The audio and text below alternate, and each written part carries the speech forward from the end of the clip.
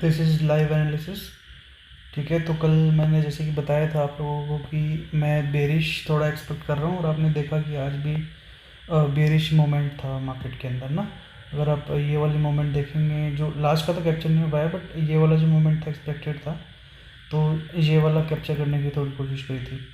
कल के लिए भी यही मोमेंट रहेगा। सबसे जो इम्पोर्टेंट लेवल है वो मैं आपको बता देता हूँ कि क्या सबसे इम्पोर्टेंट लेवल है। 19,521 का जो लेवल है, और नीचे की तरफ जो अपना 19,346 का लेवल जो है ना, ये रेंज जो है 19,346 से 19,326 की रेंज। इस रेंज में अगर किसी भी साइड ब्रेकआउट आता है, इस रेंज से बाहर किसी भी साइड अगर ब्रेक करता है, उस साइड का ट्रेड बहुत अच्छा बनेगा। क्या क्या चांसेस है, क्या क्या हो सकता है, वो मैं बताता हूँ आपको। पूरा दिन मोस्टली अपना डाउन में ही रहा है, ठीक है। तो अगर गैप अप खुलता है, गैप अप खुलेगा, तो ये लोग पैनिक करेंगे, ठीक है। तो ये अपना प्रॉफिट बुकिंग शुरू करेंगे, तो एक छोटा सा मूव यहाँ तक आ सकता है, जो कि ये जो हाई के आसपास का है, एक छोटा सा मूव यहाँ तक एक्सपेक्ट कर सकते हैं। बट यहाँ से फिर एक और बार सेलिंग करने का चांस मिलेगा अपन को। फिर अगर ये 2 बजे तक या 1 बजे तक इसी रेंज में रहता है, इसी रेंज में जो मैंने आपको बताई है रेंज, इसी रेंज में अगर रहता है, और 2 बजे के बाद अगर ये नीचे की तरफ ब्रेक करता है, तब अपन को बहुत अच्छा ट्रेड मिलेगा। लगभग अपन को 200 पॉइंट कैप्चर करने को मिलेंगे। 19,200 तक जो है ये अपना आ सकता है। ये निफ्टी की बात कर रहा हूँ मैं, स्मॉलर टाइम फ्रेम पे। 1 घंटे पे मैं अभी आपसे बता रहा हूँ, 1 घंटे के लेवल के ऊपर।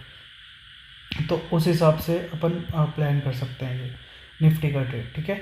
जैसे मैंने आपको बताया था कि यहाँ तक एक बार स्टैंड लाइन का जो है वो रिटेस्ट करने ज़रूर आएगा। जो ये वाली ट्रेंड लाइन जा रही है, इसको रिटेस्ट करने एक बार ज़रूर आएगा प्राइस जो है ना। तो ये वाला लेवल जैसे टूटेगा, उसके बाद अपन एक प्लान करते हैं।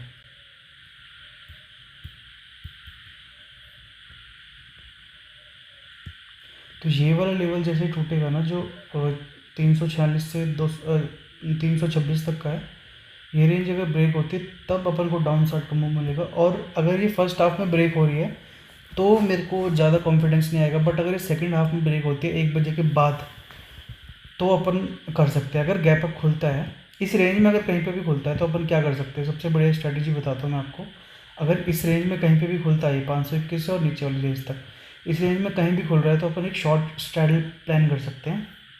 शॉर्ट स्ट्रैडल में क्या प्लान करेंगे अपन, जहाँ पे भी मार्केट खुलेगा 9:20 के आसपास से 9:25 के आसपास, 10 मिनट के बाद हम ऐट द मनी का दोनों कॉल और पुट दोनों सेल कर देंगे, ठीक है। उससे हमको क्या मिलेगा, जितने भी पॉइंट्स हम क्रेडिट रहेगा हमारा, जैसे अगर मान लो 100 रुपये का प्रीमियम है, 100 का रहेगा नहीं, वैसे कल एक्सपायरी है। फॉर एग्जांपल मैं बता रहा हूँ, अगर 100 रुपये का प्रीमियम है, तो अपन को 200 पॉइंट की रेंज मिल गई है। 200 पॉइंट का जो है अपन को गैप मिल गया कि ये मतलब ये रेंज जो है अपनी बफर हो जाएगी। मतलब ये अपन को, हम क्या करेंगे, एक स्ट्रैडल शॉर्ट करेंगे। स्ट्रैडल शॉर्ट करने का मतलब क्या है, एट द मनी का कॉल और पुट दोनों हम शॉर्ट करेंगे। शॉर्ट करने के बाद हमको ये वाली रेंज मिल जाएगी। तो जब तक मार्केट मोस्ट प्रोबेबली, मुझे लगता है अगर इस रेंज में खुलता है मार्केट, तो मोस्ट प्रोबेबली इसी रेंज में 1 बजे तक सफ़र करके सेकंड हाफ में अगर तोड़ना है उसको नीचे की तरफ, तो तोड़ेगा, या ऊपर की तरफ भी तोड़ रहा है तब भी सेकंड हाफ में तोड़ेगा, तभी हमको अच्छा ट्रेड मिलेगा। क्योंकि फर्स्ट हाफ में थीटा डिके बहुत है, कल हीरो जीरो भी मिलने के चांसेस है। क्योंकि हो गया 2 दिन जो है इसमें निकल गए। देखो अगर आप देखोगे, 2 दिन इसी रेंज में निकल गए। ये एक दिन 2 दिन तो इसी रेंज में निकल गए। तो हो सकता है कि कल के दिन कुछ मिल जाए। अब हम प्लान करते हैं उसी हिसाब से, ठीक है। तो निफ्टी का मेनली ये था। अब मैं बैंक निफ्टी के ऊपर लेके चलता हूँ। बैंक निफ्टी में भी सेम मैंने आपको बोला था कि बेयरिश ही है, ठीक है। इसके नीचे यहाँ तक टेस्ट करने आ सकता है, और लगभग मोस्ट प्रोबेबली आ भी गया इस एरिया से, ठीक है। यहाँ पे अपन को क्या करना है, यहाँ पे भी वेट करना है। अगर इस रेंज के बीच में कहीं पे भी खुलता है 45,000 से 44,500 तक, इस रेंज में कहीं पे बीच में खुलता है, तो हम एक शॉर्ट स्ट्रैटेजी प्लान करेंगे। एट द मनी कॉल और पुट दोनों बेचेंगे। अगर वो प्लान नहीं करना है, थोड़ा और सेफ खेलना है, तो अपन एक शॉर्ट स्ट्रैंगल प्लान कर सकते हैं, जो ऊपर का कॉल बेच देना और नीचे का जो सपोर्ट है उसका पुट बेच देना। तो आप जो ये है इसका बेच सकते हो पुट 44,400 500 का। मेरे ख्याल से 44,400 300 का पुट बेच देना, और 45 के अराउंड का आप कॉल बेच देना। तो वो जो थीटा डिके होगा वो अपन को 1 बजे तक खाना है सिर्फ। उसके बाद अगर ये कहीं किसी भी साइड ब्रेक करता है, उसके बाद अपन को वो ट्रेड प्लेस करना है, ठीक है। तो इसमें सिंपल सा, इसमें कुछ खास है नहीं।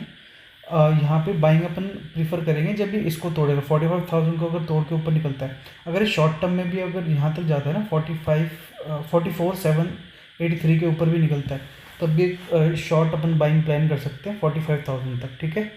और अगर गैप अप खुलता है सेम, अगर ये ट्रेंड अप कभी भी गैप अप गैप डाउन खुलता है तो आप पहले ये देखना कि ट्रेंड क्या चल रहा है, ठीक है। मतलब शॉर्ट टर्म ट्रेंड जो है मतलब शॉर्टर टाइम पीरियड पे वो क्या चल रहा है। तो इसमें डाउन है, अगर आप देखेंगे कि ये डाउन ट्रेंड है, ठीक है, प्राइस एक्शन डाउन है, ठीक है। तो इसमें अपन को ये सोचना है कि डाउन है, तो जो लोग शॉर्ट करके बैठे हुए हैं यहाँ पे शॉर्ट किया होगा लोगों ने, तो अगर गैप अप खुलेगा तो ये सब पैनिक होंगे। तो ये सब पैनिक होंगे, शॉर्ट में जब लोग पैनिक होते हैं तो लोग कवर करते हैं, उसको बोलते हैं शॉर्ट कवरिंग, ठीक है। तो शॉर्ट कवरिंग में यहाँ तक आ सकता है मार्केट 44,100 45,100 तक या 45,000 तक मोटा मोटी आ सकता है मार्केट। तो उस हिसाब से फिर अपन को ये प्लान करना पड़ेगा यहाँ पे। पर अपन ये देखें कि बेसिक जो ट्रेंड है वो डाउन का ही है, जो शॉर्ट टर्म ट्रेंड है, ठीक है। तो उस हिसाब से अपन को वो ट्रेड प्लेस करना है, तो अपन एक शॉर्ट की ट्रेड अब प्लान कर सकते हैं 45,100 45,200 के आसपास कहीं पे भी अपन को अगर अपॉर्चुनिटी मिलती है 45,100 या 200 के आसपास, तो अपन शॉर्ट का एक प्लान कर सकते हैं। बाइंग कब करेंगे, बाइंग जब करेंगे जब 45,116 के ऊपर निकलेगा ना यहाँ से, अगर स्ट्रॉन्ग कैंडल 2 बजे के बाद 1-1:30 बजे के बाद अगर कैंडल बन रही है इसके इस लेवल के ऊपर, तभी बाइंग होगी सिर्फ ऑल टाइम हाई के लिए, ठीक है। नहीं तो कोई भी बाइंग एक्सपेक्ट नहीं कर सकते हम, सेलिंग ही करेंगे, सेल ऑन राइज वाला मार्केट ही रहेगा जब तक।